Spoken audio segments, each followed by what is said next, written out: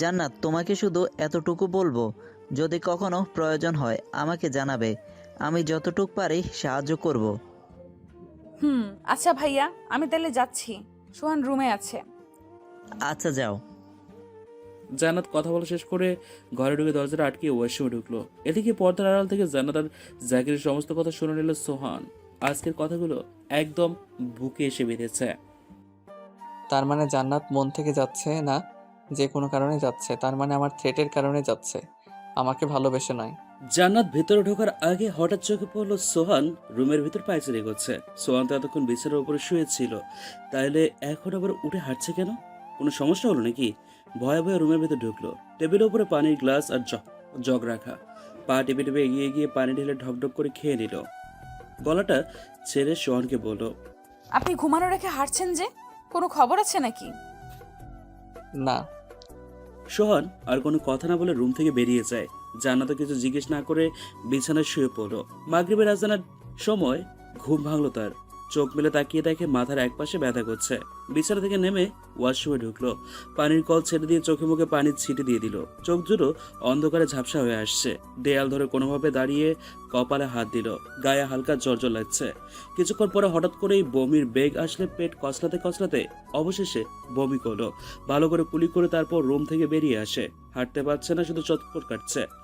সোহান রুমে এসে জান্নাতকে অসুস্থ অবস্থা থেকে দৌড়ে এসে বলল, কি হয়েছে তোমার? তুমি কি অসুস্থ? জান্নাত কোনো কথা বলছে না, শুধু মা গো এরম করছে। সোহান জোরে চিৎকার দিলে সবাই দৌড়ে আসলো। জান্নাতকে ব্যথায় কুকরাতে দেখে সখিনা বেগম জিজ্ঞেস করলেন, জান্নাত এমন করছে কেন? কি হয়েছে ওর? আন্টি সেটা তো জানি না, আমি রুমে এসে এই অবস্থায় দেখে আপনাদের ডাক দিলাম। সখিনা বেগম জান্নাতের মাথাটাকে কোলের ভিতর নিয়ে চলে বিলি কাটছে আর চোখ দিয়ে টপটপ করে পানি পড়ছে। শিরিন তাড়াতাড়ি পানি ভর্তি মগ নিয়ে জান্নাতের পাশে বসলো। চোখে মুখে পানি ছিটিয়ে দিয়ে চুপচাপ বসলো। কিছুক্ষণ বেহুশ থাকার পর জ্ঞান ফিরে আসলো জান্নাতের। আধো আধো চোখ করে তাকালো। সখিনা বেগম মেয়ের জ্ঞান ফিরে আসতে মনের ভিতর স্বস্তির নিঃশ্বাস নিল। জান্নাত মা, তোর কি হয়েছে? কথা বল। এইভাবে চুপ করে থাকিস না। দেখ, সবাই তোর জন্য চিন্তায় পড়ে গেছে। অপলকভাবে মায়ের দিকে এক পলক তাকিয়ে সমস্ত রুমের দিকে চোখ বুলিয়ে শোয়া ছেড়ে ওঠার চেষ্টা করলে সোহান রাগান্বিত হয়ে বলল, জান্নাত একদম উঠবে না, শুয়ে থাকো। এখন কেমন লাগছে তোমার? তুমি ঠিক আছো তো? জান্নাত কাপা কাপা গলায় বলল, হ্যাঁ ঠিক আছি। তাছাড়া আপনার এত অস্থির হওয়া লাগবে না। মানে কি জান্নাত? মানে কিছু না, আমার শরীরটা ভালো লাগছে না, আমার মাথাটা ঘুরছে। সখিনা বেগম সবাইকে বলল, তোমরা সবাই বাহিরে চলো, মেয়েটা বিশ্রাম নেই। কালকে আবার জার্নি করতে হবে। সবাই চলে গেলে সোহান জান্নাতকে বিছানার উপর শুতে বলে রেগে উঠল জান্নাত। তখন বললাম না, আমার চিন্তা আপনার করা লাগবে না। আপনি আপনার মতো করে থাকেন, আর আমাকে দয়া করে পদে পদে হয়রানি করবেন না। জান্নাতের কথা শুনে সোহান যতটা না চিন্তিত ততটাই অবাক হয়। জান্নাত কিছুটা আবল তাবল বলা শুরু করেছে, তাই কথা না বাড়ি চেয়ারের সাথে হেলান দিয়ে শুয়ে পড়ল। জান্নাত আধো চোখে চোখ মেলে তাকায়। অনেকক্ষণ টেনে চোখ দুটো আবারও বন্ধ করে ফেলে। এরপর সিগারেটের প্যাকেট খুলে বের করে আঙ্গুলে ফাঁকে রাখলো। লাইটার বের করে সিগারেটটা জ্বালিয়ে টানতে লাগলো। ফোনের ভলিউম কমিয়ে দিয়ে গান শুনতে লাগলো। মনটা বড্ড খারাপ লাগছে জান্নাতের জন্য। কি হয়েছে কিছুই বুঝতে পারছে না। একটু পরে দরজা ঠকঠক শব্দ। সোহান উঠে গিয়ে দরজা খুলে দেখে সখিনা বেগম দাঁড়িয়ে আছে। আন্টি। একটু বাহিরে আসো, কথা আছে। জি। সোহান মায়ের পেছনে দরজা চাপিয়ে বের হয়। সখিনা বেগম সোহানের দিকে কাঁদো কাঁদো হয়ে বলল, বাবা, জান্নাতের জন্য ভীষণ চিন্তা হচ্ছে। কি হয়েছে বুঝতে পারছি না। শরীরের অবস্থা এরকম থাকলে কালকে তো নিয়ে যেতে পারবে না। গাড়িতে গেলে তো সমস্যা নেই, বাসায় গিয়ে ডাক্তার দেখাবো। তাছাড়া অনেক দিন এখানে ছিল, তাই এখন আর এখানে থাকতে দেওয়া যাবে না। কিন্তু কোনো কিন্তু নেই, আমি জান্নাতকে কালকে সকালের গাড়িতে নিয়ে যাচ্ছি, এটাই ফাইনাল। সখিনা বেগম আর কিচ্ছু বললেন না, চুপচাপ শুনলেন। সোহান মায়ের হাত ধরে বলল, আন্টি আপনি কোনো চিন্তা করবেন না, কথা দিচ্ছি এবার আর জান্নাতকে কষ্ট দেব না। সোহানের দিকে এক পলক দৃষ্টিতে তাকিয়ে রুমে ঢুকলো সে। রাত 8টার পরে সোহান জান্নাতকে বলল, কিছু খাবে? না। খিদে লাগেনি? না, চলো সামনে গিয়ে চা খেয়ে আসি, ঘরের ভিতরে গরম। আমি যাব না, আপনি যান। আমার শরীর ভালো লাগছে না, তাইলে তুমি বিশ্রাম নাও, আমরা কালকে সকালে বাসে চলে যাব। আমি যাব না বলে কি আপনি যাবেন না? আপনি গিয়ে চা খেয়ে আসেন। না থাক, বাহিরে খাবো না। আচ্ছা, বাসায় কি চায়ের ব্যবস্থা আছে? আছে তো মনে হচ্ছে, তবুও আপনি গিয়ে একবার খোঁজ নিন। হুম। সোহান মায়ের রুমে গিয়ে চায়ের কথা বলে তিনি বলেন, তুমি রুমে গিয়ে বিশ্রাম করো, আমি চা নিয়ে আসছি। আচ্ছা। একটু পরেই সখিনা বেগম চায়ের মগ হাতে রুমে আসলো। জান্নাত ততক্ষণে ওপাশ ফিরে শুয়ে আছে। চায়ের মগটা এগিয়ে দিয়ে বলল, নাও, গরম গরম চা খাও। জান্নাত মায়ের গলার আওয়াজ শুনে শোয়া থেকে চা খেতে উঠল। চায়ের মগটা হাতে নিয়ে চুমুক দিল। সখিনা বেগম চা দিয়ে চলে যেতে নিলে জান্নাত তার মাকে বলল, মা বাবা কোথায়? কালকে তো আমি চলে যাচ্ছি, তাই বাবার সাথে দেখা করাটা জরুরি। এখন তুই বিশ্রাম নে, তাছাড়া তোর বাবার শরীরটা ভালো না। রাত 12টার সময় জান্নাতের ঘুম ভাঙলো। চোখ খোলার পরে দেখে আবারও মাথা ব্যথা করছে। উঠে বসার মতো শক্তি নেই তার। কোনো রকমে উঠে বসলো। রুমের চারদিকে চোখ বোলায়। কাউকে দেখতে না পেয়ে একা একাই ওয়াশরুমে ঢুকলো। মাথাটা এখনো চটকট কাটছে। খানিক বাদে পুরো দমে বমি করতে লাগলো। বমি করতে করতে গলাটা আটকে যাচ্ছিল। চিৎকার করছে কিন্তু গলা দিয়ে আওয়াজ বেরোচ্ছে না। মনে হচ্ছে গলাটা যেন কেউ চেপে রেখেছে। বাম হাত দিয়ে কোনোভাবে পানির কলটা ছেড়ে কুলি করে দরজার ঠেলা দিয়ে রুমে ঢোকার জন্য পা বাড়াতে যাবেই তখনই মাথাটা আবারও চক্কর কাটে। জান্নাত পড়ে যেতে নিলে সোহান এসে সামনে নিল।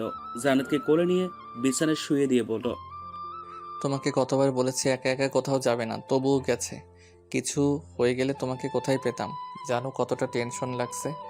দেখুন, বেশি ন্যাকামো করবেন না, ভালো লাগছে না। জান্নাত, তুমি এমন করছো কেন? আমি তো আমার ভুলের জন্য অনুতপ্ত। জান্নাত কথা না বাড়িয়ে অন্য পাশে শুয়ে পড়ল। ফজরের নামাজের পরে জান্নাতের বাবা জান্নাতের রুমে এসে দরজায় কড়া নাড়ল। সোহানের ঘুম ভেঙে গেলে সে উঠে দরজাটা খুলে দিল। আঙ্কেল, আপনি এত সকালে?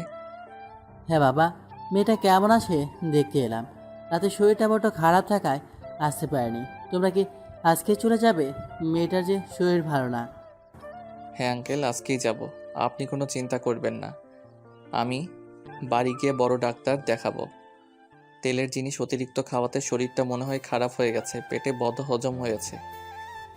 জান্নাত তো তেলের জিনিস যতটা পারে ইগনোর করে, তবুও বমি হচ্ছে। বাকিটা কিন্তু স্বাভাবিক লক্ষণ নয়। তুমি একটু ভেবেচিন্তে অগ্রসর হও। হ্যাঁ আঙ্কেল। আচ্ছা আঙ্কেল, দাঁড়িয়ে কেন? ভেতরে আসেন, আমি জান্নাতকে ডেকে দিচ্ছি। জান্নাতকে ডাক দিলে সে ঘুম থেকে উঠল। বাবাকে দেখে কেঁদে দিল সে। বাবা, তুমি আমাকে দেখতে এসেছো? এত দেরি করে আসলে যে? কালকে যদি মরে যেতাম তাইলেই তো আজকে 2 দিন হয়ে যেত।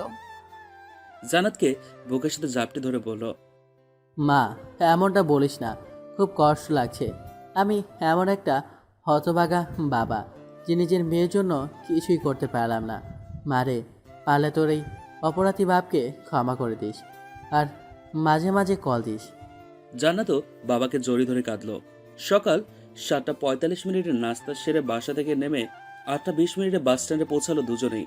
8:30 অর্থাৎ 8:30টায় বাস ছাড়ার কথা থাকলেও 8:40 বাস ছাড়লো। সিটের সাথে হেলান দিয়ে শুয়ে আছে জান্নাত। চোখে মুখে হাজারো চিন্তার ছাপ স্পষ্ট ফুটে উঠেছে। চোখ দিয়ে পানি গড়িয়ে পড়ছে তার। জান্নাত জানালার পাশে সিটের সাথে মাথা ঠেকিয়ে বাইরের দিকে তাকিয়ে আছে। বাতাসে তার সামনের চুলগুলো উড়ে উড়ে চোখের সামনে পড়ছে। সোহান অপলকভাবে তাকিয়ে হাসছে। গাড়ি চলছে। হঠাৎ সোহান জান্নাতের হাত ধরল। জান্নাত চমকে উঠে সোহানের দিকে তাকায়। কিছু বলবেন? তুমি কি এখনো আমার উপরে রেগে আছো? আমি যে অন্যায় করেছি সেটা হয়তো ক্ষমার যোগ্য নয়, তবুও মন দিয়ে ক্ষমা চাইছি। জান্নাত, আমি আমার ভুলের জন্য অনুতপ্ত। তুমি একটিবার আমাকে ভালো হওয়ার সুযোগ দাও। এইভাবে চুপ করে থেকো না প্লিজ। বলো যে আমাকে তুমি ক্ষমা করে দিয়েছো। আপনি কি পাগল হয়ে গেছেন?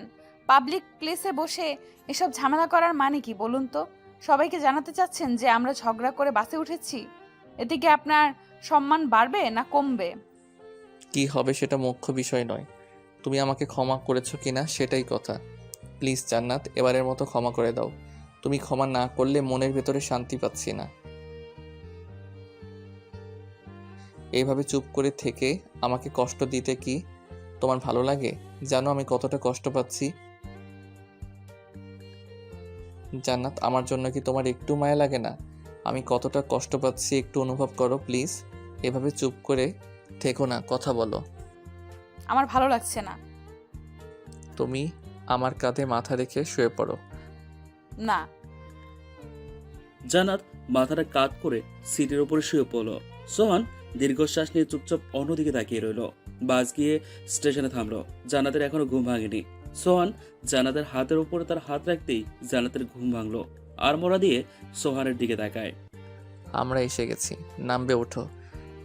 জান্নাত আস্তে আস্তে উঠে দাঁড়ালো। সোহান লাগেজ হাতে নিতেই বাস থেকে নিচে নামলো। জান্নাত সোহানের পিছনে পিছনে নামলো। বাস স্টেশনে দাঁড়িয়ে আছে দুজনেই। দুপুরের প্রথম প্রখর রৌদ্রে কপাল বেয়ে তরতর করে ঘাম পড়ছে। সোহান এক পলক জান্নাতের দিকে তাকিয়ে সামনের দিকে হাঁটা শুরু করলো। জান্নাত সোহানকে বলছে, শুনুন, আমি হাঁটতে পারছি না, পায়ে প্রচুর পেন করছে। মুখটা ঘুরিয়ে একটু পিছনের দিকে তাকিয়ে বলল, রিক্সা তো পাচ্ছি না, একটু অপেক্ষা করো, এখনই পেয়ে যাব। জান্নাত কথা বলাতে সোহান মনে মনে ভীষণ খুশি হয়েছে। একটু পরে কারো কণ্ঠস্বর শুনে পেছনে ফিরে তাকায় সোহান। রহিম চাচাকে দেখে ঠোঁটের কোণে হাসি ফুটল তার। চাচা, আপনি কেমন আছেন? আল্লাহ যেমনি রাখছে তেমনি আছি। তা তুমি এই রোদ্রে কই যাইতেছো? লগে মাইয়া ডাকেরা? কোথাও যাচ্ছি না, শ্বশুরবাড়ি থেকে মাত্রই আসলাম। কও কি তুমি বিয়া করলা? মুই তো একটুও শুনলাম না। চুপে চাপে বিয়া করলা? চাচা রাগ করবেন না, আসলে বিয়েটা এত ফাস্ট হয়েছে যার কারণে আমি কাউকে বলতে পারলাম না। হইছে বাবা, এখন তোমরা রিক্সাটায় উঠে পড়ো, আমি তোমাকে বাসায় পৌঁছায় দিয়ে আসি। তাহলে তো ভালোই হয়। সোহান লাগেজ তিনটে রিক্সায় তুলে জান্নাতকে উঠিয়ে তারপর নিজে উঠে বসল। একটু পর রিক্সা গিয়ে দরজার সামনে থামলো। দোতলা থেকে সাথী দেখতে পেয়ে দৌড়ে নিচে নামলো। জান্নাতের কাছে গিয়ে থমকে দাঁড়ায়। জান্নাতের কাছে যেতেই আনইজি ফিল করছে সাথী। জান্নাত রিক্সা দিয়ে নামতেই সাথী জান্নাতকে জড়িয়ে ধরে জান্নাতও কাঁদলো। সাথী, কেমন আছো? আমি কেমন আছি সেটা জেনে তোমার কি হবে? তুমি কেমন আছো সেটা বলো। আমার ভালো দিয়ে কি করবা? আমাকে তো বেশ করে রেখে গেছে। আজকে কাছে পেয়ে জিজ্ঞেস করছো আমি কেমন আছি? তাহলে শোনো, আমি ভালো আছি। এইভাবে বলছো কেন? আমার শুনে ভীষণ খারাপ লাগছে।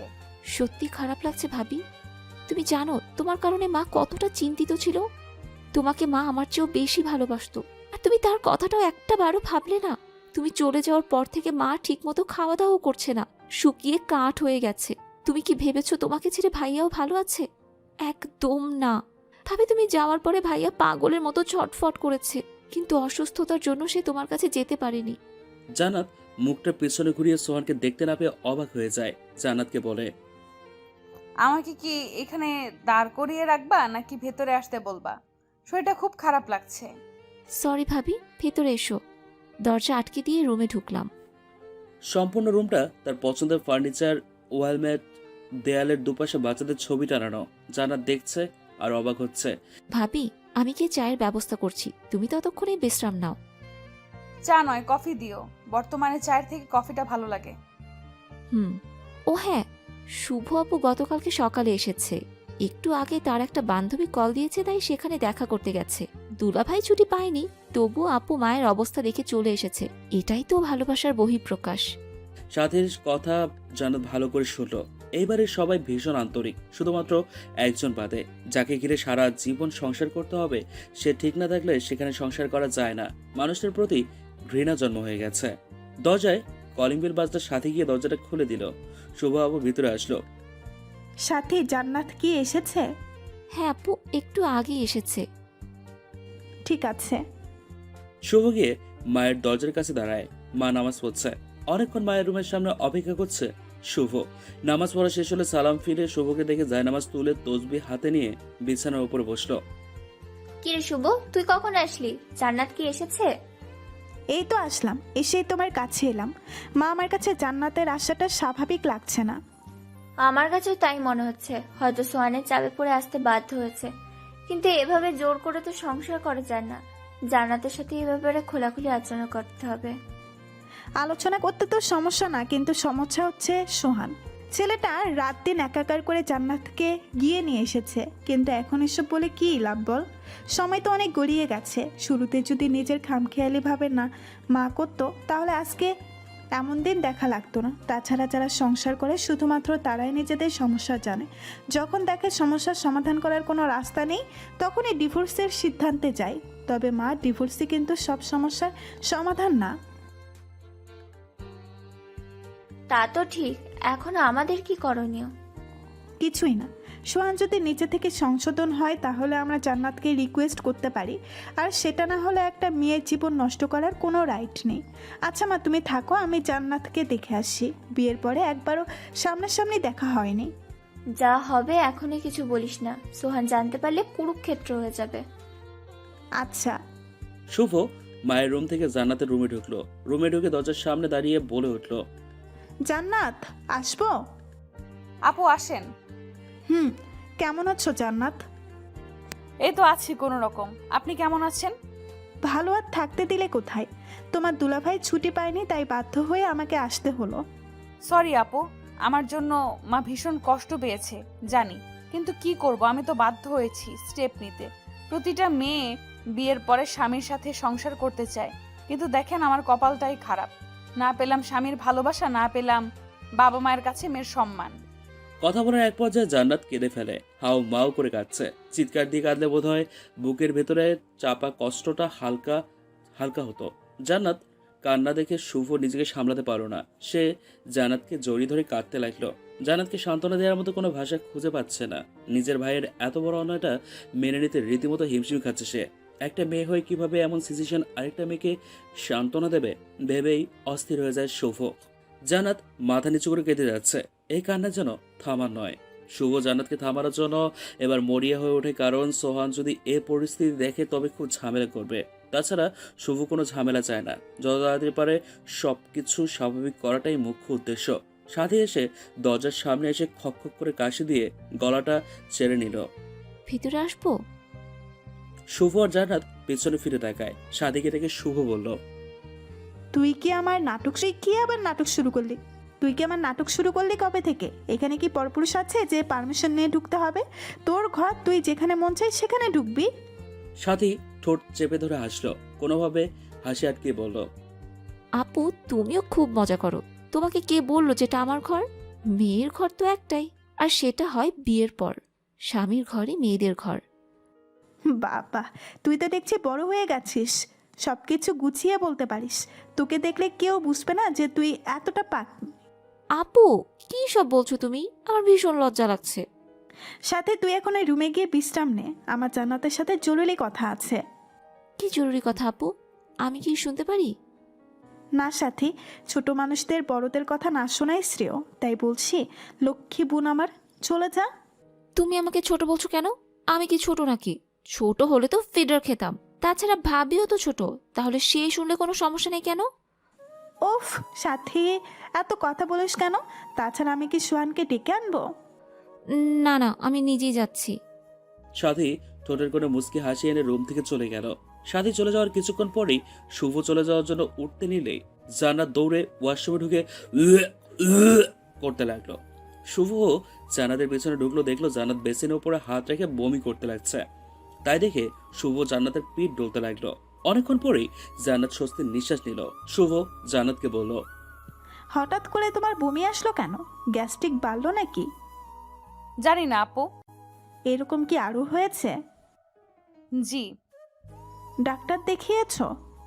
না। কেন? এসব নিয়ে কি কেউ অবহেলা করে?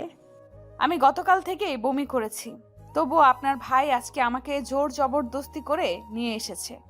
আমিও জানতাম এমনই কিছু একটা হয়েছে। তুমি চিন্তাও করো না, আমি ডাক্তারকে বলে রাখছি কালকে সকালে তোমাকে নিয়ে তার চেম্বারে দেখাবো। লাগবে না আপু। লাগবে না বললেই শুনছে কে? কথা বলতে বলতে জান্নাতকে ওয়াশরুম থেকে নিয়ে বিছানার উপরে রাখলো। জান্নাত, তুমি বিশ্রাম করো, আমি মায়ের সাথে কথা বলে সিরিয়াল দিচ্ছি, যাতে কালকে কোনো সমস্যা না হয়। ঠিক আছে। রাত 12:05। রুমের লাইট বন্ধ করে বিছানায় শুয়ে আছে জান্নাত। মোবাইলের লাইটের আলোয় ভেতরে এসে টেবিলের উপরে রাখা জগ থেকে এক গ্লাস পানি ঢেলে ঢকঢক করে খেয়ে নিল সোহান। অনেকক্ষণ রুমের ভিতর পায়চারি করছে সে। হঠাৎ দরজা ঠকঠক আওয়াজ হলে সোহান কিছু জিজ্ঞেস না করে দরজা খুলল। শুভকে দেখে অনেকটা বিস্মিত হলো। আপু তুমি? হ্যাঁ। জান্নাত কি ঘুমিয়ে পড়েছে? জানি না আপু, কোনো দরকারি কথা আছে? জান্নাতের শরীর নাকি ভালো না, তাই একটু আগে খুব কষ্টে সিরিয়াল দিলাম। কালকে সিরিয়াল আগে থেকেই বুকিং করা ছিল, শুধুমাত্র পরিচিত বলে সুবিধাটা পেলাম। পরিচিত হলে যা হয়। আপু জান্নাতের কি হয়েছে? বেশি অসুস্থ? আমাকে জানালে না কেন?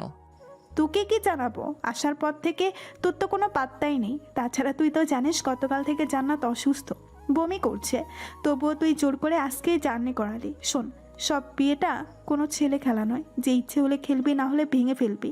তুই না জান্নাতের স্বামী, তাহলে ওর ভালো মন্দ দেখার দায়িত্ব তো তোর, কিন্তু তুই সে দায়িত্ব পালন করিস না। আমি খুব লজ্জিত আপু, আমার খুব বড় অন্যায় হয়ে গেছে যার কারণে আমি অনুতপ্ত।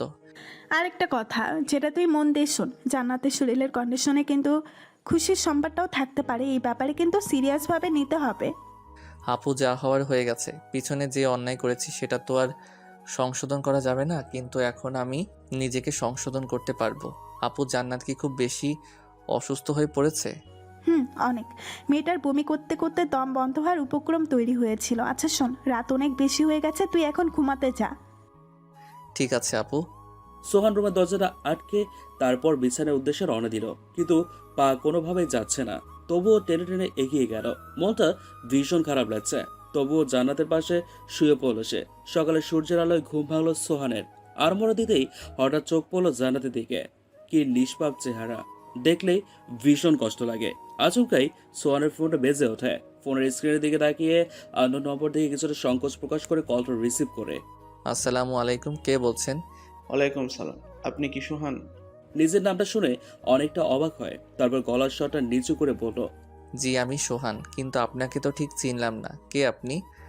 আমাকে আপনার চেনা লাগবে না। আপনার সাথে আমার কিছু কথা ছিল, যদি সময় হয় সামনাসামনি বলতে চাচ্ছি।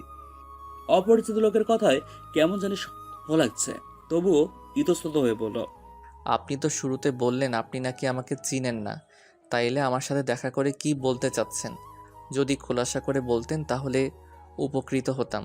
সব কথা যদি ফোনে বলা যেত তাহলে তো কোনো কথাই থাকতো না, কিন্তু কিছু কিছু কথা আছে যেটা সামনাসামনি বলতে হয়।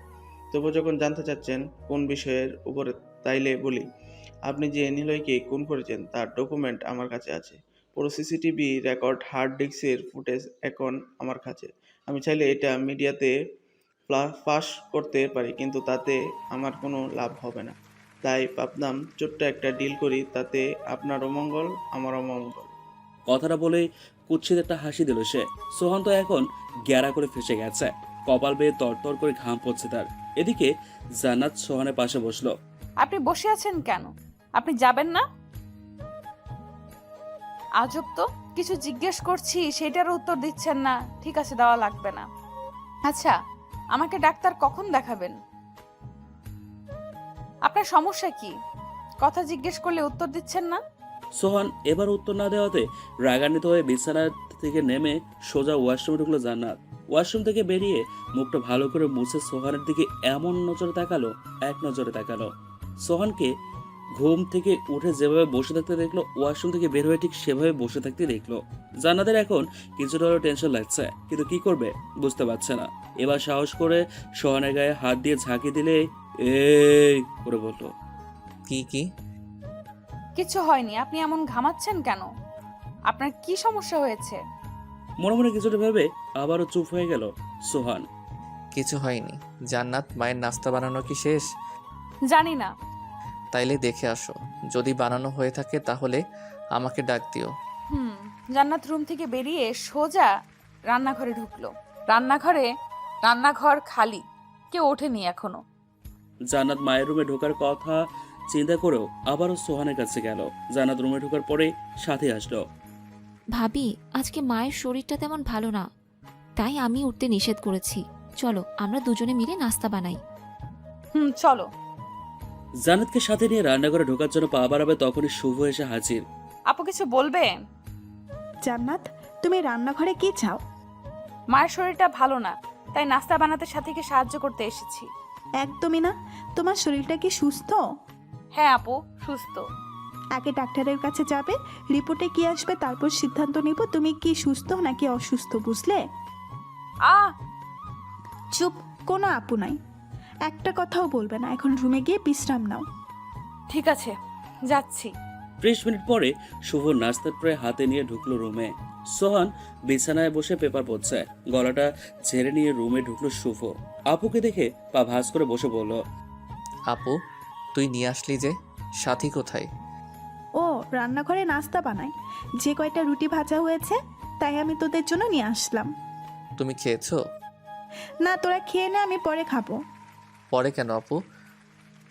মা খায়নি, সাথে খায়নি, ওদের রেখে কি একা খাওয়া যায় তুই বল? তা ঠিক। আচ্ছা আপু, তুমি পরে খেয়ে নিও। আরেকটা কথা, তুই জান্নাতকে নিয়ে ডাক্তারের কাছে কখন যাবি? বিকালে। সকালে নিলে হয় না? ম্যানেজার স্যার কল করেছেন, আজকে ব্যাংকে যাওয়া লাগবে। যাকে ক্যাশের দায়িত্ব দিয়েছিলাম তার জরুরি কাজ পড়েছে, তাই সে ছুটিতে চলে গেছে। ও আচ্ছা, শোন তাহলে, নাস্তা করে ডাক্তারের সাথে কথা বলে নিস। আমার মন বলছে নিশ্চয়ই খুশি সংবাদ আসতে চলেছে। শুভ আপুর কথা শুনে জান্নাত হা হয়ে তাকিয়ে রইল। কি বলবে বুঝতে পারছে না। সে কি ভাবছে এটা ভাবতে লজ্জায় লাল হয়ে যায় জান্নাত। সোহান নাস্তা সেরে বেরিয়ে গেল। জান্নাতকে খাটের সাথে শুয়ে দিয়ে শুভ চলে গেল। জান্নাত বালিশের সাথে মাথা ঠেকিয়ে চুপচাপ ওপাশ ফিরে তাকিয়ে থাকে। বুকের ভেতরে চাপা কষ্টটা মাঝে মাঝে কান্না হয়ে ঝরে পড়ে। কেউ দেখার আগে সে পানি দুহাত দিয়ে মুছে নিয়ে স্বাভাবিক হওয়ার আপ্রাণ চেষ্টা করে। জান্নাত বুঝতে পারলো তার জীবনটা শেষ হয়ে গেছে। সোহানকে যতই আপন করার চেষ্টা করুক না কেন, মনটা কখনো সাড়া দিচ্ছে না। দীর্ঘশ্বাস নিয়ে চোখ বন্ধ করলো জান্নাত। বিকেল 5টায় সোহান এসে রুমে ঢুকলো। জান্নাতের দিকে তাকায়। জান্নাত এখনো ঘুমাচ্ছে। সোহানের উপস্থিতি টের পেয়ে জান্নাত চোখ মেলে তাকায়। উঠতে যাবে তখন অনুভব করলো শরীরটা বড্ড খারাপ লাগছে। মাথাটা ঝিমঝিম করছে। খুব কষ্ট করে শোয়া থেকে উঠলো। সোহান জান্নাতের দিকে তাকিয়ে বলল, সন্ধ্যার পরে ডাক্তার এসে দেখে যাবে, আমাদের কষ্ট করে তার কাছে যাওয়া লাগবে না। ও তোমার শরীর এখন কেমন? আলহামদুলিল্লাহ। বমি ভাবটা কি আছে আর মাথা ব্যথা? এতক্ষণ একটু কম ছিল, কিন্তু এখন বেশি খারাপ লাগছে। কথা বলার সময় সোহানের ফোনটা বাজলো। পকেট থেকে ফোনটা হাতে নিতেই হাত থরথর করে কাঁপছে। এই নাম্বারটা যেটা দিয়ে তখন কলেজ ছিল। নাম্বারটা দেখে সোহানের কপাল বেয়ে তরতর করে ঘাম পড়ছে। বুকের ভেতরটা হাহাকার করে উঠছে। অনেকক্ষণ বিষয়টা লক্ষ্য করে জান্নাত এবার মুখ খুললো। হয়েছে, আপনার কি শরীর খারাপ? এভাবে ঘামছেন কেন? তাছাড়া কল আসার আগ পর্যন্ত তো ঠিক ছিলে, হঠাৎ করে কার নাম্বার দেখে এইভাবে আটকে উঠলেন? আপনি উত্তর দিচ্ছেন না কেন? তার কলটাও রিসিভ করছেন না? কোনো সমস্যা হয়েছে? দেখুন, এভাবে চুপ থাকাটা কোনো সমাধান না। প্লিজ বলুন কি হয়েছে। বুঝতে পারছি, সোজা আঙুলে ঘি উঠবে না, একটু বাঁকাতে হবে। ওয়েট করেন, আমি গিয়ে মাকে ডেকে আনছি। কথাটা শেষ করে বিছানা দিয়ে ধর্মঘট নেমে যাওয়ার জন্য পা বাড়াতে যাবে, তখনই সোহান এসে হাতে টেনে ধরল। কি ব্যাপার, হাত ধরলেন যে? এমনি। হাত ছাড়ুন। যদি না ছাড়ি? তাহলে আমি চেঁচাবো। চেঁচাও। মা বলে একবার ডাক দেওয়ার সাথে সাথেই সোহানের বাম হাত দিয়ে জান্নাতের মুখ চেপে ধরল। এবার চেঁচাও, যত ইচ্ছা চেঁচাও। জান্নাতের চোখ বড় হয়ে গেল। কথা তো বলতে পারছে না, তাই মনের ভিতরে সংকোচ চলছে। একটু পর সোহান জান্নাতের মুখ ছেড়ে দিলে জান্নাত উয়া থু থু করে মুখটা ঘষতে লাগলো। কি হয়েছে, তোমার বমি আসছে? আসো, আমি তোমাকে ওয়াশরুমে নিয়ে যাই। প্রায় 5 মিনিট ওয়াক থু করে যাচ্ছে জান্নাত। এবার অনেকটা বিরক্ত বোধ করলো সোহান। জান্নাত কি হয়েছে, এমন করছো কেন? আপনি আপনার বাম হাতটা এতক্ষণ আমার মুখে চেপে রেখেছেন কেন? ছি, আমার বমি আসতেছে। আপনি কি মানুষ? এমন করে কেউ? জান্নাতের কথা সোহান অনেকটা লজ্জা পেল, আবার মনে মনে ভীষণ রাগও হলো। রাগে ফুঁসতে ফুঁসতে এক ধমক দিয়ে বলল, চুপ। এমনভাবে বলছো মনে হচ্ছে কি যেন পাপ করে ফেলেছি। না না, শুধু পাপ নয়, মহাপাপ। তোমরা মেয়েরা খুব নোংরা, তার চেয়ে আমি পরিষ্কার আছি। ইস, তামাশা শুরু করেছে একদম। নিজের দোষ খোঁজ করো, কাজে লাগবে। এমনিতে অসুস্থ, সেদিকে একটু নজর দাও। আর হ্যাঁ, কিছুক্ষণ পরে ডাক্তার চলে আসবে, তাই তুমি নিজে থেকে প্রস্তুতি নাও। আমার কথা আপনার ভাবতে হবে না, আগে বলেন এতবার কল বাজার পরেও কেন রিসিভ করেননি? তোমার কথা আমি ভাববো না তো কে ভাববে? পাশের বাসার জলিল, রহমান, সালমান এরা। দেখুন, অতিরিক্ত হচ্ছে কিন্তু। আমি কিন্তু এক্ষুনি মাকে গিয়ে বলে আসবো। হুমকি দিচ্ছি। যদি মনে করেন হুমকি, তাইলে তাই। আর যদি মনে করেন নিজের দোষে নালিশ যাবে, তাই সেটাই। এখন আপনি কি করবেন সেটা আপনার সিদ্ধান্ত। আমার খিদে লেগে যদি তোমার দয়া হয় তাইলে 1 কাপ কফি করে আনো, সাথে চিপস। চিপস কই পাবো? রান্নাঘরে বাটার ভেতরে মা রেখেছেন অনেক দিন আগে, সেখান থেকে আমার জন্য ভেজে নিয়ে আসো। আর হ্যাঁ, ভাজার পরে উপরে একটু বেশি করে চিনি ছিটিয়ে দিও। জান্নাত মনে মনে ভাবলো, কি রাক্ষস রে বাবা, শুধু খাই খাই করে। এত খায় তবুও পেট ভরে না। আচ্ছা ঠিক আছে, জান্নাত রান্নাঘরে ঢোকার আগে শুভ আপু জান্নাতকে বলল, রান্নাঘরের সামনে কি বলছেন? আর রিপোর্টে না জানা পর্যন্ত কোনো কাজ করবা না? তবুও এখানে আবার কি মানে আপু বুঝলাম না। মানে? সোজা ডাক্তার এসে রিপোর্ট দিবে, তারপর যেই সিদ্ধান্ত নেবার নেবে। শুভ আপুর কথা শুনে রীতিমতো চমকে গেল জান্নাত। দ্বিতীয়বারের মতো মাথা নাড়িয়ে আপুর কথা ঠোঁটের কোণে মুচকি হাসি এনে বলল, আচ্ছা আপু, আমি যাচ্ছি। হুম। জান্নাত রুমে ঢুকতেই মাগরিবের আজান কানে ভেসে আসলো। সোজা ওয়াশরুমে ঢুকে উঁচু করে বেরিয়ে নামাজ আদায় করে বিছানার উপর বসলো। সোহান কিছুক্ষণ পরে রুমে ঢুকলো। সোহানের মাথায় টুপি দেখে কিছুটা বিস্মিত হলো জান্নাত। বিয়ের পরে আজকে এই প্রথম তাকে টুপি পরে রুমে আসতে দেখলো। ব্যবসা দেখে মনে হচ্ছে নামাজ পড়ে এসছে। জান্নাত বলার জন্য মুখ খুলবে তখনই দরজায় বেল পড়লো। সোহান রুম থেকে বেরিয়ে দরজার কাছে গেল। খুলে ডক্টর দেখে খুশিতে আত্মহারা হওয়ার মতো উপক্রম হয়েছে। মনে হচ্ছে সে চাঁদ পেয়েছে। চশমার ফ্রেমটা হাতে নিয়ে হাত দিয়ে চোখের উপর ভালো করে চাপিয়ে দিয়ে বলল, কি ব্যাপার সোহান, তোমাকে আজ বেশ উল্লাস দেখাচ্ছে? নিশ্চয়ই কোনো খুশির সুসংবাদ, তাই না? না আঙ্কেল, কোনো খুশির সংবাদ নেই। আপনি ভেতরে আসুন, জান্নাত আপনার জন্য অপেক্ষা করছে। ও শিওর, লেটস গো। জি চলেন। রুমে ঢুকে ডক্টর আঙ্কেল সোহানের দিকে এক পলক তাকিয়ে তারপর জান্নাতের দিকে তাকায়। আঙ্কেল চলেন। জি। ডক্টর আঙ্কেল জান্নাতের পাশে বসলো। সোহানকে বলল, আমার জন্য এক গ্লাস পানি আনবে? খুব পিপাসা পেয়েছে। আপনি এখানে বসেন, আমি যাব আর আসব। সোহান চলে গেলে ডক্টর আঙ্কেল জান্নাতকে ভালো করে পরীক্ষা করে শিওর হলো। তারপর ঠোঁট জোড়ায় মুচকি হাসি দিল। সোহান আঙ্কেলের সামনে পানির গ্লাসটা এগিয়ে দিয়ে বলল, পানিটা খেয়ে নিন। শুধু পানি খেলে কি হবে মিস্টার সোহান, মিষ্টি কই? আমি কিন্তু সেই মিষ্টি খাবো না। আমার কিন্তু রসমালাই আর দই চাই, সেটাও বগুড়ার দই আর হকের রসমালাই। সোহানের মুখের রং ফ্যাকাশে হয়ে গেল। মাত্র কয়েক সেকেন্ডের ব্যবধানে এমনটা হবে সেটা কখনো আশা করেনি ডাক্তার। তোতাতে তোতাতে বলল, আপনি কি বলছেন আমি বুঝতেই পারিনি, কষ্ট করে আবার বলেন। হা হা, কি যে বলেন না। কংগ্রাচুলেশন সোহান, তুমি বাবা হতে চলেছো, তাই মিষ্টির দাবি করেছি। তাছাড়া এই প্রথমবার বাবা হওয়ার স্বাদ গ্রহণ করবা আর আমাদের মিষ্টি মুখ করাবা না? সত্যি বলছেন?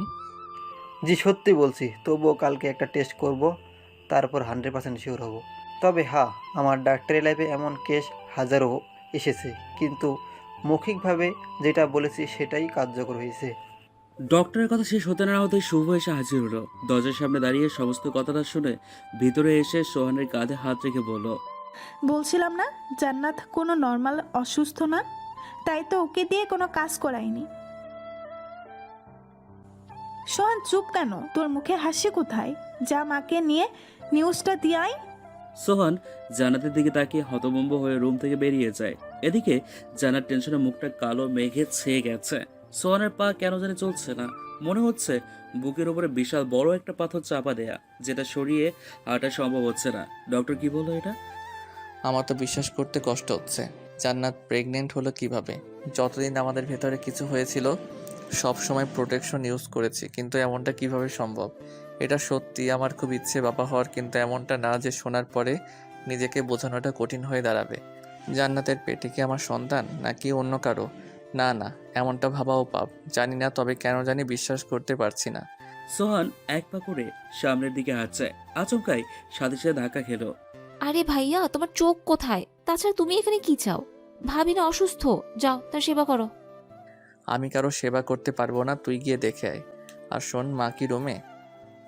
মা রুমে। তখন তো দেখলাম নামাজ পড়ে, এখন শেষ হয়েছে কিনা জানি না। আচ্ছা ঠিক আছে। সোহান মায়ের রুমের সামনে দাঁড়িয়ে দাঁড়িয়ে মায়ের বের হওয়ার অপেক্ষা করছে, কিন্তু মা বের হচ্ছে না। দরজাটা একটু ফাঁকা করে দেখলো মা সবেমাত্র সালাম ফিরিয়ে তার দিকে তাকায়। সোহানকে দেখে অনেকক্ষণ তাকিয়ে থেকে বলল, কি রে সোহান, কিছু বলবি? জান্নাতের শরীরের অবস্থা কেমন? দীর্ঘশ্বাস নিয়ে বলল, জান্নাত ভালোই আছে। ও এখন কোথায়? রুমে। ডাক্তার কি বললো? তুমি নিজে গিয়ে জেনে এসো। তুই বললে তো এখন আর যাওয়া লাগবে না। তুমি নিজে গিয়ে জেনে আসো, আমি বলতে পারবো না। সোহানের কথা শুনে আগা মাথা না বুঝে জায়নামাজ ভাঁজ করে বিছানার উপর রেখে রুম থেকে বেরিয়ে জান্নাতের কাছে গেল। জান্নাতের রুমে ঢুকে দেখে শুভ আর সাথে ঘিরে রেখেছে জান্নাতকে। তিনি সবার মুখের দিকে তাকিয়ে আস্তে আস্তে জান্নাতের পাশে বসলো। কাঁধে হাত দিতেই জান্নাত মাকে জড়িয়ে ধরে কাঁদতে লাগলো। আচমকাই জান্নাতের এমন কান্না কিছুতেই বুঝতে পারছে না। কি বলবে সে বিষয়ে কোনো টপিক খুঁজে পাচ্ছে না। জান্নাতের মাথায় হাত বুলিয়ে চুলগুলো টানতে লাগলো। জান্নাত, কি হয়েছে আমাকে বল। ডাক্তার কি বলে গেল? বিছানার পাশাপাশি শুভ বলে উঠল, ডাক্তার আঙ্কেল যখন নিউজটা বলল, বিশ্বাস করবে না মা, সোহানের চেহারার রং পুরোপুরি পরিবর্তন হয়ে গেল। এদিকে জান্নাত তো কেন জানে বিষয়টা মানতে পারছে না। আচ্ছা শোন, তুই আর সাথে একটু বাইরে যা, আমি জান্নাতের সাথে কিছু কথা বলবো। ঠিক আছে মা, আমরা যাচ্ছি। সাথে আমার সাথে আয়, আমরা ফ্রিজ খুলে আইসক্রিম খাই। ভাই তো আর মিষ্টি খাওয়াবে না, তাই কি আর করার, মিষ্টির বদলে আইসক্রিম খেয়ে মনটাকে সান্ত্বনা দিব। সোহানের মা রাগের লোকে শুভর দিকে তাকিয়ে বলল, ভাই মিষ্টি না আনছে তাতে কি, বোন তো আনছে, সে আনলেই তো হয়। জান্নাতের ভীষণ লজ্জা লাগছে সবাই এভাবে তাকিয়ে আছে দেখে। জান্নাতের পাশে কিছুক্ষণ বসা পরে সোহান দরজার কাছে এসে দাঁড়ালো। সবার চোখ সোহানের দিকে পড়তেই বসা ছেড়ে উঠল। আচ্ছা মা, তুই বিশ্রাম কর, আমি আবার পরে আসবো। আচ্ছা। সবাই চলে গেলে সোহান বিছানার কাছে এসে জান্নাতকে বলল, জান্নাত, কথা বলছো না কেন? সোহান অনেকটা রাগান্বিত হয়ে গলায় ভার এনে বলল, তুমি শুধু একটা কথা বলো, তোমার পেটে যদি বাচ্চা থেকেই থাকে তাইলে কি এই বাচ্চাটার বাবা আমি? হ্যাঁ অথবা না, উত্তর দাও। আপনার কি মনে হয় আমি যদি প্রেগনেন্ট হয়েও থাকি তাহলে কি এই বাচ্চার বাপ অন্য কেউ? ছি, আপনি আমার নোংরা বিষয়ে ভাববেন সেটা আমি ভাবতেও পারিনি। তবে কি জানেন, আমি ভেবেছিলাম আপনি হয়তোবা পরিবর্তন হয়েছেন, কিন্তু এখন বুঝতে পারছি আমার ধারণা ভুল ছিল। মানুষ যে এতটা নোংরা মেন্টালিটির হয় জানতাম না। সত্যি আপনাকে যত দেখছি ততই মুগ্ধ হচ্ছি। শোনেন, আমরা গরিব হতে পারি কিন্তু চরিত্র একদম খাঁটি। যদি তাই না হতো আপনাকে ডিভোর্স দিয়ে আমি জাকির ভাইকে বিয়ে করতাম। আপনার ডিভোর্স দেওয়ার অনেক কারণ ছিল আমার কাছে, সেটা তো আপনি নিশ্চয়ই জানেন। জান্নাতের কথাগুলো ছুরির মতো গিয়ে বিঁধল সোহানের বুকে। জান্নাতের এমন কঠিন এবং উপযুক্ত জবাবে সোহান মর্মাহত। এই ভাষা নেই, কোনো ভাষা নেই জান্নাতের প্রত্যুত্তর দেয়ার। সোহান মাথাটা নিচু করে অনেকক্ষণ পাথরের ন্যায় স্থির হয়ে থাকলো। অনেকক্ষণ এভাবে থাকার পর জান্নাতের দিকে মুখ তুলে তাকিয়ে বলল, আজ তুমি যতগুলো কথা বলেছো তার পুরোটাই সত্যি। আমি তোমার সাথে ভীষণ অন্যায় করেছি, যার কোনো ক্ষমা নেই। তবুও আমি আমার ভুলের জন্য আবারও ক্ষমা চাচ্ছি। আসলে আমি তোমাকে হার্ট করার জন্য কথাগুলো বলিনি। তোমার সাথে যতবার মিলন হয়েছে প্রতিবার প্রোটেকশন নিয়েই হয়েছি, সেটা তুমি নিজেও জানতে। এখন আমার প্রশ্নটা তোমাকে কষ্ট দেওয়ার জন্য নয়, শুধুমাত্র জানার জন্য ছিল। তুমি সেটাকে দোষ ধরেছ। আমি কেন সব পুরুষ মানুষই এটা নিয়ে প্রশ্ন তুলবে? আমি তোকে খারাপ ভেবে কথাটা বলিনি। আমার সব মনে আছে, আপনি হয়তো ভুলে গেছেন। আমি যখন চলে গেছিলাম তার কিছুদিন আগে আপনি আমাকে জোর করেই বিনা প্রোটেকশনে ব্যবহার করেছেন। তার ফলশ্রুতিতে আমি এখন প্রেগন্যান্ট। জানেন, ডাক্তার যখন বলল আমি প্রেগন্যান্ট তখন ইচ্ছা করছিল সুইসাইড করি। আপনার জন্মের সন্তান আমার একদমই কাম্য ছিল না। স্বামী স্ত্রীর মতের উপরে নির্ভর করে তারা কখন বেবি কনসেপ্ট করবে, তখন না করবে, আর এটা তারা বিয়ের পরেই পরিকল্পনা করে রাখে। কিন্তু আমার ক্ষেত্রে এগুলো কিছুই ছিল না। প্রতিটি মেয়ের নিজস্ব একটা স্বপ্ন থাকে, বিয়ের পরে স্বামীকে নিয়ে অনেক প্ল্যান থাকে, কিন্তু আমার কিছুই হলো না। সত্যি আমি একটা অভাগী। কথায় তো আছে, অভাগী যেখানে যায় তার সব রাস্তা আপনা আপনি বন্ধ হয়ে যায়। জান্নাত প্লিজ, আমাকে ভুল বোঝো না। আমি স্বীকার করছি তোমার পেটের সন্তান আমার। হাসালেন আমাকে মিস্টার সোহান, হাসালেন আমাকে মিস্টার সোহান। আপনি স্বীকার করেন আর নাই বা করেন, তাতে আমার কিছুই আসে যায় না। আমি যদি সত্যিই প্রেগনেন্ট হয়ে থাকি তাহলে এই সন্তান আমি অ্যাবর্শন করিয়ে ফেলবো। আমি কারো সন্তানকে আমার পেটে ঠাঁই দিতে পারবো না। জান্নাতের এমন নিষ্ঠুর উত্তরে সোহান আবেগে আপ্লুত হয়ে নিষ্পাপ দৃষ্টিতে তাকিয়ে চোখের জল ছেড়ে দিল। জান্নাত মুখটা ঘুরিয়ে পেছনের দিকে তাকায়, চোখ পানিতে টলমল করছে, বুক ফিরে হাহাকার করছে, তবুও সোহানের কাছে ধরা দিচ্ছে না। সোহান ধপাস করে ফ্লোরে বসে পড়ল। জান্নাত, তুমি কি কথা শোনালে? আমি যে সহ্য করতে পারছি না। তুমি আমার সন্তানকে মেরে ফেলতে পারবে? তুমি এত বড় কথাটা কিভাবে বললে আমি তো ভাবতে পারছি না। সোহানের কথা শুনে কোনো উত্তর দেয়নি জান্নাত। উত্তর দেওয়ার মতো অবস্থায়ও নেই। জান্নাতের চোখের পানি ছলছল করছে। এক হাত দিয়ে চোখের পানি মুছে নিয়ে ভার গলায় বলল, কালকে সকালে ইউরিন টেস্ট করিয়ে শিওর হতে হবে। যদি শুনি সত্যি আমি প্রেগনেন্ট তাহলে যা বললাম তাই করব। সোহান বসা ছেড়ে জান্নাতের হাত ধরে অনুনয়ের সহিত বলল, তুমি যেমনটা ভাবছো তেমনটা নয়। সত্যি আমি অন্য কোনো উদ্দেশ্য নিয়ে তোমাকে কিছু বলিনি। আমি তো শুধুমাত্র। কথাটা শেষ হওয়ার আগেই জান্নাত গর্জে উঠে চেঁচাতে লাগলো, মিস্টার সোহান, আপনি কি আমাকে বোকা ভাবছেন? আপনি কি ভাবছেন সেটা আমি ভালো করেই জানি। আমাকে ওসব বলে কোনো লাভ নেই। সব কিছুর একটা লিমিট আছে। আপনি প্লিজ আমাকে স্পর্শ করবেন না। কি বলছো এসব? আমি তোমার স্বামী, আমাকে এমন কথা বলতে কষ্ট হচ্ছে না? তুমি কি আদৌ জানতে নাকি অন্য কেউ? আমার জান্নাত তো এমন কথা কখনো বলে না। হাজারো কষ্ট দিয়েছি, সবটা মুখ বুজে সহ্য করেছে। তখন আমি অন্যায় করেছি, সেটা আমি উপলব্ধি করতে পারছি। জীবনে কারো কাছে মাথা নত করিনি, কিন্তু তোমার কাছে করেছি। কেন জানো? কারণ সত্যি আমি তোমাকে ভালোবেসে ফেলেছি। সারা জীবন আমার পাশে তোমাকেই চাই। জান্নাত, আমাকে তুমি ফিরিয়ে দিও না। বড্ড ভালোবাসি তোমায়। তুমি ছাড়া আমার অস্তিত্ব নেই। রাগান্বিত হয়ে সোহানের হাত ছাড়িয়ে বিছানা থেকে ধরপড় করে নেমে হাঁটা শুরু করলে সোহান পেছন থেকে ডাক দিল, জান্নাত যেও না, আমি সত্যি তোমাকে ভালোবাসি। একটিবার আমাকে আপন করে নাও। জান্নাতের দিকে ভ্রুক্ষেপ না করে জোরে হাঁটলে নিতে এবার পাপস টান খেয়ে ধপাস করে ফ্লোরে পড়ে যায়। ও মা গো বলে নিচে পড়ে যায়। ব্যথায় পেটে হাত দিয়ে গড়াতে লাগলো। সোহান দৌড়ে গিয়ে জান্নাতকে হাঁটুর উপরে মাথা রেখে জোরে চিৎকার দিল। সোহানের চিৎকার শুনে শুভ মা সাথী দৌড়ে আসে। জান্নাতকে বুকের সাথে জাপটে ধরে হাউ মাউ করে কাঁদতে লাগলো সোহান। সোহানকে এভাবে কাঁদতে দেখে শুভ অবাক না হয়ে পারল না। সোহানকে কখনো এভাবে কাঁদতে দেখেনি।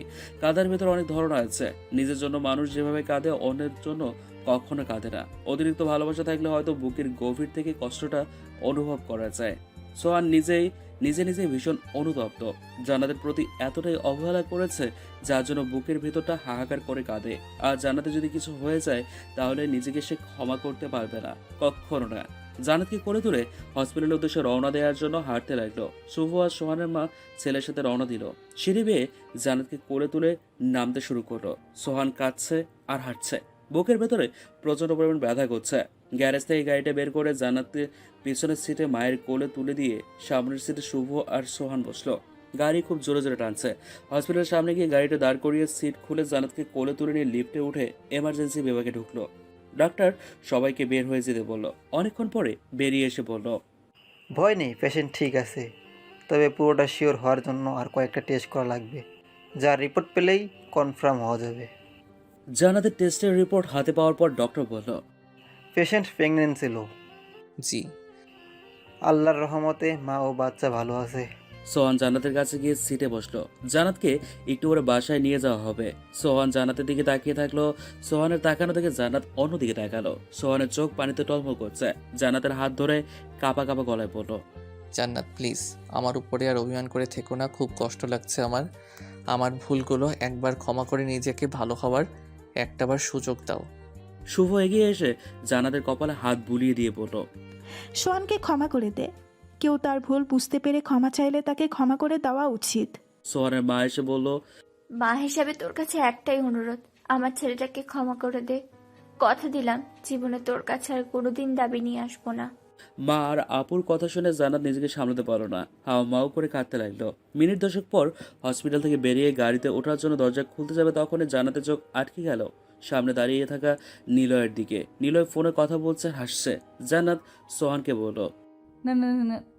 জান্নাতের তোতানো দেখে সোহান সামনে তাকিয়ে জান্নাতকে বলল, এই তুমি ঠিক আছো? নিলয়? নিলয় কোথায়? নিলয় ওই তো সামনে দাঁড়িয়ে। কোথায়? আমি তো কাউকে দেখতে পারছি না। ভালো করে দেখুন, নিলয় সামনে দাঁড়িয়ে ফোনে কথা বলছে। সোহান সব জায়গায় চোখ বুলায় কিন্তু কোথাও নিলয়কে দেখতে পায় না। অবশেষে বুঝতে পারলো অসুস্থতার কারণে জান্নাতের মাথায় হয়তো সমস্যা হয়েছে। সোহান জান্নাতকে গাড়ির সিটিতে বসিয়ে বেল্ট বাঁধলো। গাড়ি স্টার্ট দিল। কিছুক্ষণের ভেতরে বাসার সামনে এসে গেট খুলে গাড়িটা গ্যারেজে রেখে বাসায় ঢুকলো। জান্নাতকে সোফার উপর শুয়ে দিয়ে ড্রেস আপ চেঞ্জ করে ফ্রেশ হয়ে জান্নাতের কাছে বসলো। শুভ কফি আর চা বানিয়ে নিয়ে এসে বলল, নাও, দুজনে যার যেটা পছন্দ সেটা খেয়ে নাও। সোহান কফি নিল আর জান্নাত চা। দুজনে খাওয়া শুরু করলো। জান্নাত এক চুমুক চায়ের কাপে দিচ্ছে আর ফাঁকে ফাঁকে জানালার দিকে তাকাচ্ছে। কিছুটা অস্বস্তি কাজ করছে তার। জান্নাত তোমার কি খারাপ লাগছে? জান্নাত। সোহান জান্নাতের গায়ে হাত রাখতে লাফিয়ে উঠে সোহানকে জড়িয়ে ধরলো। জান্নাত তুমি কি কোনো বিষয় নিয়ে টেনশনে আছো? তোমাকে দেখে অনেক চিন্তিত মনে হচ্ছে। তখন বুঝতে পারলো জান্নাতের শরীর খারাপ লাগছে। বুকের ভেতরে শক্ত করে চেপে ধরে রেখেছে। জান্নাতকে বালিশের সাথে শুয়ে রেখে কপালে হাত বুলিয়ে দিল। বাতাসে উড়ে উড়ে চুলগুলো কপালের উপর এসে পড়লো। হাত দিয়ে চুলগুলো সরিয়ে দিয়ে অপলক দৃষ্টিতে জান্নাতের দিকে তাকিয়ে থাকলো সোহান। ভীষণ মায়াবী মুখ। জান্নাতকে রেখে বিছানায় দিয়ে নামার জন্য পা বাড়াতে যাবে তখন বুঝতে পারলো কেউ তার শার্ট আঁকড়ে ধরে রেখেছে। হালকাভাবে পিছনে ফিরে তাকিয়ে দেখলো জান্নাতের একটা হাত দিয়ে তার শার্ট ধরে রেখেছে। ঘুমন্ত অবস্থায় বিরক্ত করতে চায়নি সোহান। কিছুক্ষণ অপেক্ষা করে জান্নাতের হাত থেকে শার্টটা ছড়িয়ে নিয়ে রুম থেকে বেরিয়ে গেল। রাত 11টার দিকে সোহান রুমে আসলো। রুমে এসে লাইটগুলো জ্বালিয়ে জান্নাতকে ডিনার করতে আস্তে করে ডাক দিল। সোহানের ডাক জান্নাতের কান পর্যন্ত পৌঁছানোর আগে জান্নাত চোখ খুলে তাকালো। জান্নাতকে দেখে ঠোঁটের কোণে অস্ফুট হাসি ফুটলো সোহানের। তোমার শরীর এখন কেমন? আলহামদুলিল্লাহ। কাঁধে হাত দিতে দিতে বলে উঠলো জান্নাত। তোমার কাঁধে কি পেইন করছে? আমি মেসেজ করে দিব? জানি না, হঠাৎ করে কাঁধে পেইন করছে। হয়তো উল্টোপাল্টা ঘুমানো হয়েছে, যার কারণে এমনটা হয়েছে। তুমি 2 মিনিট দাঁড়াও, আমি যাব আর আসবো। কোথায় যাবেন? তেল গরম করতে। কিছু লাগবে না, এমনিতেই কমে যাবে। চুপ, একদম চুপ। আমি যা বলবো তাই হবে। তোমার কথা শুনে বিপদ আনবো নাকি? জান্নাত অনেকটা স্বাভাবিক হওয়ার চেষ্টা করছে। নিজের অনিচ্ছা সত্ত্বেও সোহানকে ক্ষমা করেছে। সোহানের মা বোন এত করে অনুরোধ করেছে, সেটা জান্নাত কি করে ফেলতে পারে? ভাগ্যের ওপর সবকিছু নির্ভর করে, এটা মেনে নিয়ে সামনে এগিয়ে যাওয়ার পরিকল্পনায় মগ্ন জান্নাত উপলব্ধি করতে পারছে শাশুড়ির ননদ যতই ভালোবাসুক না কেন, নিজের ছেলের ভাইয়ের সামনে পরের মেয়ে একটা কাটা মাত্র। মুখে যতই বলুক ছেলের বউকে নিজের মেয়ে ভাববে, কিন্তু সময়ই বলে দেয় পরের মেয়েকে কখনো নিজের মেয়ে ভাবে না। হয়তো হাতে কোনো 2-1টা হতে পারে, বাকি সব শ্বশুরবাড়ি একই। জান্নাত একদম গভীর থেকে কথাগুলো উপলব্ধি করছে। তবুও একদিক থেকে শাশুড়ির ননদের এটা ভেবে সম্মান করছে তারা শুধুমাত্র সোহানকে ক্ষমা করতে বলেছে, এছাড়া সব দিক থেকে তারা পুরোপুরি সাপোর্ট দিয়েছে। এটা তো অস্বাভাবিক কিছু নয়, কারণ সন্তান যতই খারাপ কাজ করুক না কেন, কোনো বাবা মা বোনদের কাছে সেটা সামান্য বিষয়। সেটা হোক আপনার বেলায় বা অন্যের বেলায়। কথায় তো আছেই, রসুনের গোড়ায় কিন্তু এই জায়গায়। সোহান জান্নাতের কাঁধে আলতো করে ম্যাসাজ করে দিচ্ছে। জান্নাত, এই জান্নাত। সোহানের কথা শুনে কল্পনার রাজ্য থেকে বেরিয়ে এসে বলল, জি। এখন কেমন লাগছে? হাতটা সরিয়ে নিন তো, অনুভব করে বলছি। সোহান হাত সরিয়ে দিয়ে জান্নাতের মুখের দিকে তাকিয়ে আছে। জান্নাত, খুব টেনশনে আছি, তোমার ব্যথা কি কমছে? আগে থেকে অনেকটা ভালো লাগছে, তবে ব্যথা এমনই হয়, যখন ডাক্তার থাকে তখন রোগ খুঁজে পাওয়া যায় না। মানে? ধরুন আপনার মোবাইলের টর্চে সমস্যা হয়েছে, আপনি মোবাইলটার দোকানে নিয়ে গেলেন এবং মেকানিককে সমস্যা বলছেন, কিন্তু আশ্চর্য মেকানিকের হাতে গিয়ে ফোনটা দিব্যি কাজ করছে, কোনো সমস্যা নেই। আপনি ফোনটা নিয়ে চলে আসলেন, আসার সময় মেকানিকের মজুরি বাবদ 200 টাকা দিয়ে এলেন, তাছাড়া আসা যাওয়ার গাড়ি ভাড়া সহ প্রায় 300 টাকা গেছে। বাসায় এসে মনের খুশিতে সোফার উপরে শুয়ে পায়ের উপর পা তুলে ফোনটা ধরলেন, ওয়াইফাই লাইনে কানেক্ট করলেন এবং মেসেঞ্জারে মেসেজ আসলো, বান্ধবীর মেসেজ। এটা দেখে তো আপনার ঠোঁটের কোণে হাসি ফুটলো, কারণ বউ এখন বেভোরে ঘুমাচ্ছে।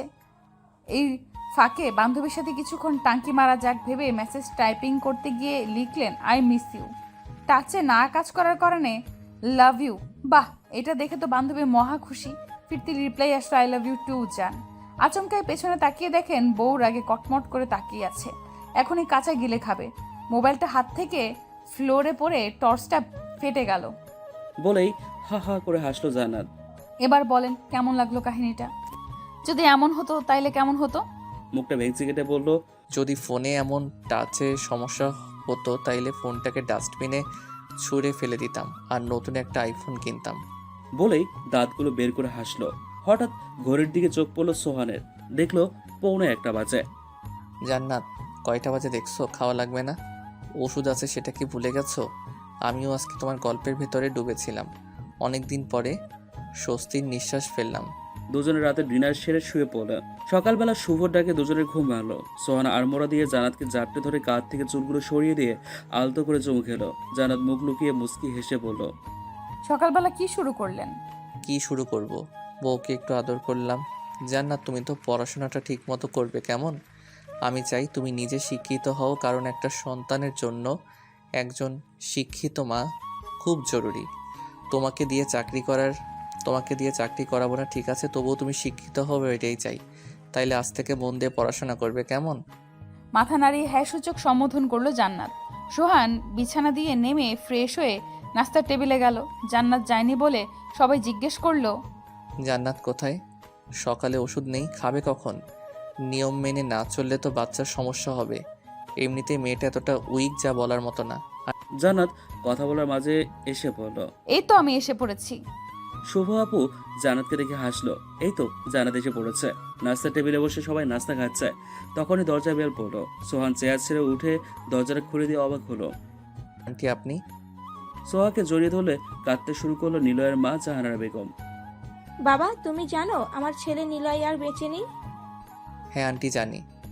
প্রথমে সবাই মনে করেছিল নিলয়কে কেউ খুন করেছে। কালকে রাতে নিলয়ের রুম পরিষ্কার করতে গিয়ে বিছানার নিচে একটা চিঠি দেখতে পেলাম। কৌতূহলবশত চিঠিটা খুলে পুরোটা পড়ে বিস্মিত হলাম। নিলয় চিঠিতে স্পষ্টভাবে উল্লেখ করেছে, আমার মৃত্যুর জন্য আমি নিজেই দায়ী। অনেক ডিপ্রেশনে পড়ে আত্মহত্যা করার সিদ্ধান্ত নিয়েছি। জীবনে অনেক চাওয়া পাওয়া পূর্ণ হলেও শেষ চাওয়াটা সোহানের কারণে পূর্ণ হয়নি। সোহান এখন সুখে আছে, কিন্তু আমার সুখ কপালে ছিল না বলেই আজ আমি এত বড় সিদ্ধান্ত নিয়েছি। একদম শেষ লাইনে লেখা ছিল, মা আমাকে তুমি ক্ষমা করে দিও। জানি একদিন তোমার হাতে এই চিঠিটা থাকবে আর তখন তুমি কাঁদবে, কিন্তু বিশ্বাস করো মা, তখন আমি অনেক দূরে থাকবো, যেখান থেকে কেউ আর ফেরত আসতে পারবে না। তুমি সোহানের মাঝে আমাকে খুঁজে নিও। কথাটা বলতে বলতে কান্নায় ভেঙে পড়লো জাহানারা বেগম। সোহানকে নিজেকে সামলাতে না পেরে জাহানারা বেগমকে জড়িয়ে ধরলো। মা এক ছেলে নেই তো কি হয়েছে, আরেক ছেলে তো আছে। শুভ এসে বলল, আন্টি আমাকে কি আপনার পর মনে হয়? আমরা থাকতে আপনার এত চিন্তা করা লাগবে না। ছেলের সাথে সাথে আরো 3 মেয়ে পেলাম। জানাতার সাথে এগিয়ে আসলো। সাথী বলল, আন্টি আপু ঠিকই বলেছেন, আজ থেকে আমরা আপনার সন্তান। জানাতে সে একাকি বসে আছে আর মনে। হঠাৎ রুমে সোহান আসলো। জানাতের পাশে বসে কাঁধে হাত দিতেই লাফিয়ে উঠে চিৎকার দিল সে। সোহান তো পুরোই অবাক, কোনো কিছু জিজ্ঞেস না করে পাশে শুয়ে পড়লো। 6 মাস পর। যতদিন যাচ্ছে ততই জানাতের মানসিক সমস্যা বৃদ্ধি পাচ্ছে। ঘুমের ভিতর চিৎকার দিয়ে লাফিয়ে ওঠা, একা একা উচ্চস্বরে হাসা, একা একা কথা বলা, এটা ওর প্রতিদিনের রুটিন হয়ে দাঁড়িয়েছে। মানুষ যখন অতিরিক্ত ডিপ্রেশনে ভুগতে থাকে তখন নিজের স্বাভাবিক জ্ঞান থাকে না, এটা কোনো অবাস্তব না, অবাস্তব কথা নয়। সেদিনের পর থেকে সোহান জানাতের প্রতি নিজের চেয়েও বেশি যত্ন নিচ্ছে। জানাতকে দেখাশোনা করার জন্য একজন নার্স রেখেছে, যাতে ওর কোনো কষ্ট না হয়। সোহান জানাতের অবস্থা দেখে রীতিমতো থতমত খাচ্ছে। কি ছিল আর কি হলো? সামান্য একটা ঝড়ে তার সাজানো সংসারটা মোমবাতির নিভু আলোয় চলছে। জোরে বাতাস বইলে নিভে যাবে এমন সংশয় নিয়ে দিন কাটাচ্ছে। সোহান এখন নামাজ পড়া শুরু করেছে। যতবার জায়নামাজে নামাজ আদায় করছে ততবারই আল্লাহর কাছে কান্নাকাটি করে নিজের করা ভুলের জন্য ক্ষমা চাচ্ছে, আর শুধু একটাই ফরিয়াদ করছে। এভাবেই প্রতিদিন একজন স্বামী আল্লাহর কাছে ফরিয়াদ করছে, হে আল্লাহ, হে রহমতের মালিক, জীবনে যত পাপ করেছি, অন্যায় করেছি, সব কিছু জেনে বুঝে করেছি, তার জন্য তওবা করছি। বেঁচে থাকতে এমন পাপ কাজ করব না। হে আল্লাহ, আমার জীবনের বিনিময়ে তুমি আমার স্ত্রীকে সুস্থ করে স্বাভাবিকভাবে বাঁচার মতো সুযোগ করে দাও। আমি যেন মায়ের আদেশ পালনের সাথে সাথে স্ত্রী সন্তানদের নিয়ে সুখে থাকতে পারি। তুমি তো পৃথিবীর সমস্ত সুখ আমাকে দিয়েছো, তার জন্য তোমার দরবারে শুকরিয়া জানাই।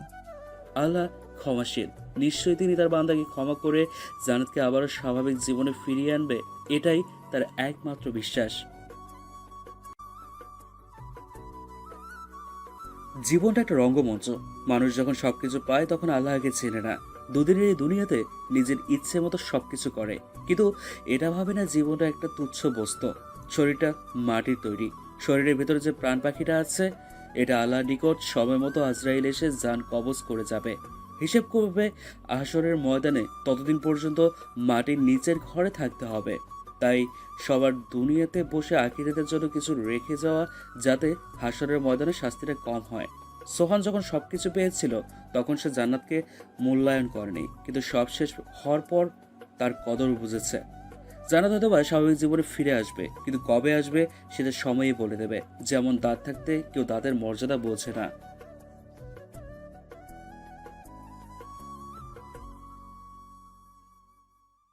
কেমন হতো? মুখটা ভেঙচি কেটে বলল, যদি ফোনে এমন টাচে সমস্যা হতো তাইলে ফোনটাকে ডাস্টবিনে ছুঁড়ে ফেলে দিতাম আর নতুন একটা আইফোন কিনতাম। বলেই দাঁতগুলো বের করে হাসলো। হঠাৎ ঘড়ির দিকে চোখ পড়লো সোহানের। দেখলো 1:45 বাজে। জান্নাত, কয়টা বাজে দেখছো? খাওয়া লাগবে না? ওষুধ আছে সেটা কি ভুলে গেছো? আমিও আজকে তোমার গল্পের ভেতরে ডুবেছিলাম। অনেক দিন পরে স্বস্তির নিঃশ্বাস ফেললাম। দুজনে রাতে ডিনার সেরে শুয়ে পড়ল। সকালবেলা শুভর ডাকে দুজনের ঘুম ভাঙলো। সোহান আড়মোড়া দিয়ে জান্নাতকে জাপটে ধরে কাঁধ থেকে চুলগুলো সরিয়ে দিয়ে আলতো করে চুমু খেলো। জান্নাত মুখ লুকিয়ে মুচকি হেসে বলল, সকালবেলা কি শুরু করলেন? কি শুরু করব? বউকে একটু আদর করলাম। জান্নাত, তুমি তো পড়াশোনাটা ঠিক মতো করবে কেমন? আমি চাই তুমি নিজে শিক্ষিত হও, কারণ একটা সন্তানের জন্য একজন শিক্ষিত মা খুব জরুরি। তোমাকে দিয়ে চাকরি করাবো না, ঠিক আছে, তবুও তুমি শিক্ষিত হবে, এটাই চাই। তাইলে আজ থেকে মন দিয়ে পড়াশোনা করবে কেমন? মাথা নাড়িয়ে হ্যাঁ সূচক সম্বোধন করলো জান্নাত। সোহান বিছানা দিয়ে নেমে ফ্রেশ হয়ে নাস্তার টেবিলে গেল। জান্নাত যায়নি বলে সবাই জিজ্ঞেস করলো, জান্নাত কোথায়? সকালে ওষুধ নেই, খাবে কখন? নিয়ম মেনে না চললে তো বাচ্চার সমস্যা হবে। এমনিতেই মেয়েটা এতটা উইক যা বলার মতো না। জান্নাত কথা বলার মাঝে এসে বলল। এই তো আমি এসে পড়েছি। শুভ আপু জান্নাতকে দেখে হাসলো। এই তো জান্নাত এসে পড়েছে। নাস্তার টেবিলে বসে সবাই নাস্তা খাচ্ছে। তখনই দরজা বেল পড়লো। সোহান চেয়ার ছেড়ে উঠে দরজাটা খুলে দিয়ে অবাক হলো। আন্টি আপনি? সোহাকে জড়িয়ে ধরলে কাঁদতে শুরু করলো নিলয়ের মা জাহানারা বেগম। বাবা, তুমি জানো আমার ছেলে নিলয় আর বেঁচে নেই? হ্যাঁ আন্টি জানি। প্রথমে সবাই মনে করেছিল নিলয়কে কেউ খুন করেছে। কালকে রাতে নিলয়ের রুম পরিষ্কার করতে গিয়ে বিছানার নিচে একটা চিঠি দেখতে পেলাম। কৌতূহলবশত চিঠিটা খুলে পুরোটা পড়ে বিস্মিত হলাম। নিলয় চিঠিতে স্পষ্টভাবে উল্লেখ করেছে, আমার মৃত্যুর জন্য আমি নিজেই দায়ী। অনেক ডিপ্রেশনে পড়ে আত্মহত্যা করার সিদ্ধান্ত নিয়েছি। জীবনে অনেক চাওয়া পূর্ণ হলেও শেষ চাওয়াটা সোহানের কারণে পূর্ণ হয়নি। সোহান এখন সুখে আছে, কিন্তু আমার সুখ কপালে ছিল না বলেই আজ আমি এত বড় সিদ্ধান্ত নিয়েছি। একদম শেষ লাইনে লেখা ছিল, মা আমাকে তুমি ক্ষমা করে দিও, জানি একদিন তোমার হাতে এই চিঠিটা থাকবে আর তখন তুমি কাঁদবে, কিন্তু বিশ্বাস করো মা, তখন আমি অনেক দূরে থাকবো, যেখান থেকে কেউ আর ফেরত আসতে পারবে না। তুমি সোহানের মাঝে আমাকে খুঁজে নিও। কথাটা বলতে বলতে কান্নায় ভেঙে পড়লো জাহানারা বেগম। সোহানকে নিজেকে সামলাতে না পেরে জাহানারা বেগমকে জড়িয়ে ধরলো। মা, এক ছেলে নেই তো কি হয়েছে, আরেক ছেলে তো আছে। শুভ এসে বলল, আন্টি আমাকে কি আপনার পর মনে হয়? আমরা থাকতে আপনার এত চিন্তা করা লাগবে না। ছেলের সাথে সাথে আরো 3 মেয়ে পেলাম। জানাতার সাথে এগিয়ে আসলো। সাথী বলল, আন্টি, আপু ঠিকই বলেছেন, আজ থেকে আমরা আপনার সন্তান। জানাতে সে একাকি বসে আছে আর মনে। হঠাৎ রুমে সোহান আসলো। জানাতের পাশে বসে কাঁধে হাত দিতেই লাফিয়ে উঠে চিৎকার দিল সে। সোহান তো পুরোই অবাক, কোনো কিছু জিজ্ঞেস না করে পাশে শুয়ে পড়লো। 6 মাস পর। যতদিন যাচ্ছে ততই জানাতের মানসিক সমস্যা বৃদ্ধি পাচ্ছে। ঘুমের ভিতর চিৎকার দিয়ে লাফিয়ে ওঠা, একা একা উচ্চস্বরে হাসা, একা একা কথা বলা, এটা ওর প্রতিদিনের রুটিন হয়ে দাঁড়িয়েছে। মানুষ যখন অতিরিক্ত ডিপ্রেশনে ভুগতে থাকে তখন নিজের স্বাভাবিক জ্ঞান থাকে না, এটা কোনো অবাস্তব কথা নয়। সেদিনের পর থেকে সোহান জানাতের প্রতি নিজের চেয়েও বেশি যত্ন নিচ্ছে। জানাতকে দেখাশোনা করার জন্য একজন নার্স রেখেছে, যাতে ওর কোনো কষ্ট না হয়। সোহান জানাতের অবস্থা দেখে রীতিমতো থতমত খাচ্ছে। কি ছিল আর কি হলো? সামান্য একটা ঝড়ে তার সাজানো সংসারটা মোমবাতির নিভু আলোয় জ্বলছে। জোরে বাতাস বইলে নিভে যাবে এমন সংশয় নিয়ে দিন কাটাচ্ছে। সোহান এখন নামাজ পড়া শুরু করেছে। যতবার জায়নামাজে নামাজ আদায় করছে ততবারই আল্লাহর কাছে কান্নাকাটি করে নিজের করা ভুলের জন্য ক্ষমা চাচ্ছে, আর শুধু একটাই ফরিয়াদ করছে। এভাবেই প্রতিদিন একজন স্বামী আল্লাহর কাছে ফরিয়াদ করছে, হে আল্লাহ, হে রহমতের মালিক, জীবনে যত পাপ করেছি, অন্যায় করেছি, সব কিছু জেনে বুঝে করেছি, তার জন্য তওবা করছি। বেঁচে থাকতে এমন পাপ কাজ করব না। হে আল্লাহ, আমার জীবনের বিনিময়ে তুমি আমার স্ত্রীকে সুস্থ করে স্বাভাবিকভাবে বাঁচার মতো সুযোগ করে দাও। আমি যেন মায়ের আদেশ পালনের সাথে সাথে স্ত্রী সন্তানদের নিয়ে সুখে থাকতে পারি। তুমি তো পৃথিবীর সমস্ত সুখ আমাকে দিয়েছো, তার জন্য তোমার দরবারে শুকরিয়া জানাই। আল্লাহ ক্ষমাশীল। নিশ্চয়ই তিনি তার বান্দাকে ক্ষমা করে জান্নাতকে আবারও স্বাভাবিক জীবনে ফিরিয়ে আনবে, এটাই তার একমাত্র বিশ্বাস।